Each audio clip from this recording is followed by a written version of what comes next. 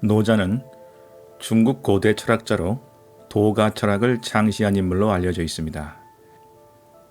그의 철학은 도를 중심 사상으로 하여 자연의 원리와 인간의 삶, 윤리에 대한 깊은 고찰을 담고 있습니다.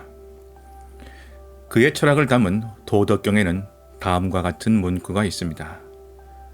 도가도, 비상도, 명가명, 비상명.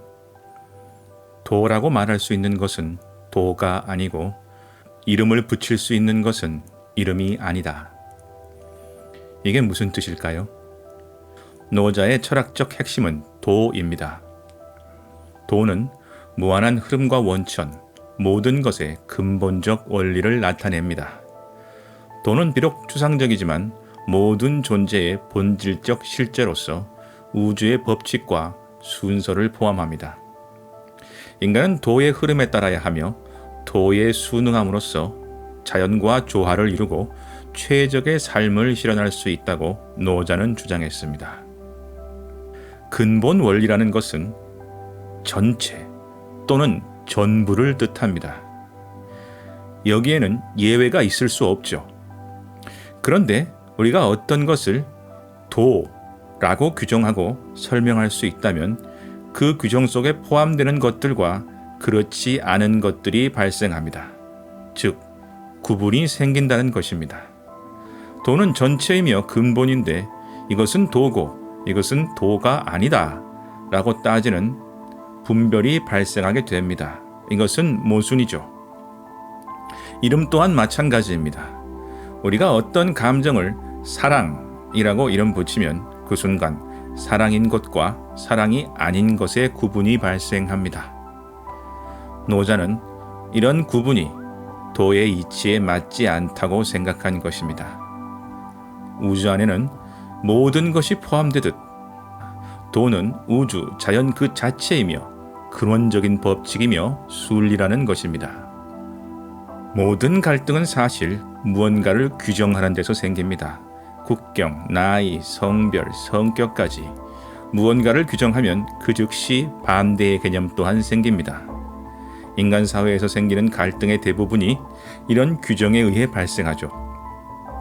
누군가 나에게 무례하게 대했을 때 저 사람은 무례한 사람이다 라고 규정 짓는다면 우리는 그 순간 그 사람과 나 사이에 선을 긋고 적대적 감정을 품게 됩니다. 노자에 따르면 이 무례함도 우주 안에 사람 안에 포함된 순리입니다. 그것은 그저 존재하는 것이지 평가하고 규정하거나 반감을 가져야 하는 것이 아니라는 이야기죠. 이런 노자의 사상에 근거해 세상을 본다면 나쁜 것과 좋은 것이라는 의미의 규정이 사라집니다. 모든 것은 그저 존재하며 모든 일들은 그저 우리에게 일어날 뿐입니다. 중요한 것은 이 모든 것이 도를 따라서, 즉 순리를 따라 일어난다는 것입니다. 자연에서 순리를 따라 일어나는 일은 우리에게 나쁜 것이 없습니다. 우리도 자연의 일부이기 때문이죠. 사계절이 가고 태어나고 죽는 모든 일들이 자연의 순리에 따라, 도에 따라 이루어집니다. 이런 믿음이 바로 내맡김의 태도의 근본적인 철학적 사상입니다. 우리가 애쓰지 않아도 우주의 일부인 우리의 삶은 순리대로 자연스럽게 흘러간다는 것입니다. 이루어질 것은 이루어지고 그렇지 않을 것은 그렇지 않을 것입니다. 도 안에서 인위적인 애씀은 자연의 흐름을 거스르는 일이라는 것이죠. 노자는 이를 무위라는 개념으로 설명합니다. 의도하지 않음 또는 의도하지 않는 행동을 의미합니다. 인간은 자연스럽게 일어나는 흐름을 따라 행동함으로써 최적의 결과를 얻을 수 있다고 노자는 말했습니다. 무위는 강제적인 노력이 아닌 자연스러운 행동을 강조하죠. 무위자연이라는 말은 이런 개념에서 나온 것입니다. 자연에서 모든 것이 순리에 따라 자연스럽듯 우리 또한 그렇게 살아야 한다는 것이죠. 네, 좋습니다. 듣기에 참 좋습니다. 그런데 정말 우리가 이렇게 살 수 있을까요? 말이 좋아 무위자연이지 사실 백수로 살자는 이야기 아닌가요? 또 도대체 뭘 먹고 살란 말이죠? 그런데 놀랍게도 이 도의 철학을 직접 자기 인생으로 실험한 용감한 사람이 있습니다. 그 결과가 궁금하십니까? 그는 결국 거대한 규모의 영성 공동체의 리더이자 상장 업체의 CEO가 되었습니다. 그 사람은 바로 될 일은 된다, 상처받지 않는 영혼의 베스트셀러 작가 마이클 싱어입니다.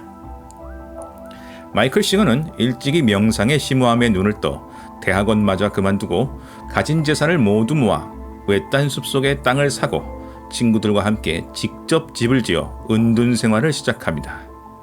우리나라로 치면 자연인 생활을 시작한 거죠.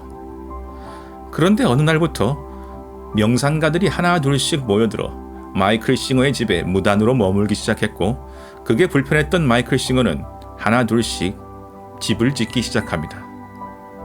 그의 건축 솜씨가 알려지면서 처음에는 집수리를 맡아서 하다가 나중에는 주택을 짓는 회사로까지 사업이 커집니다.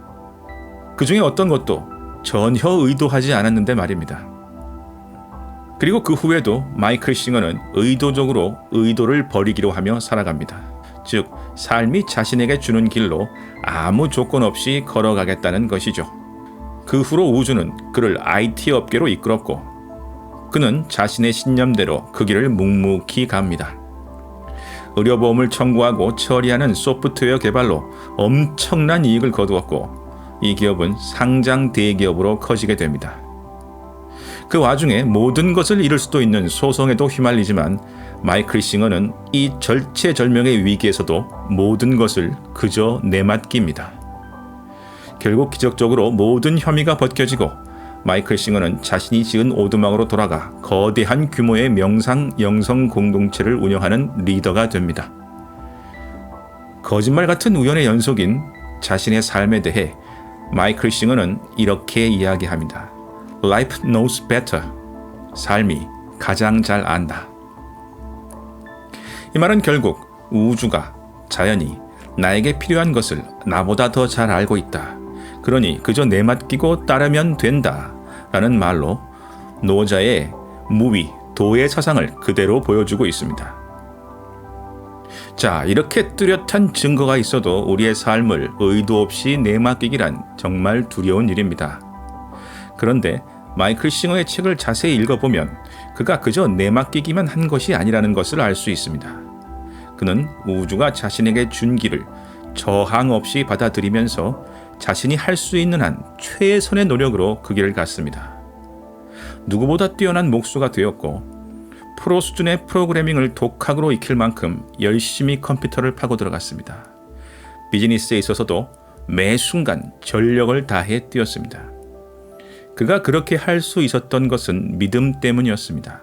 우주가 나에게 준 길이 나에게 최선이라는 강한 믿음 말입니다. 사실 이것이 내맡김의 핵심입니다. 모든 것에 순응하되 내게 주어진 길에서 강한 믿음을 바탕으로 최선을 다해 살아가는 것 말입니다. 그렇기에 내맡김은 그저 수동적이고 게으른 삶을 이야기하는 것이 아닙니다. 오히려 그 반대의 치열한 삶입니다. 차이점은 자연의 섭리, 즉 도를 믿느냐, 그렇지 않느냐의 차이일 뿐입니다. 여기까지 지금 당신에게 필요한 한마디 제니였습니다. 감사합니다.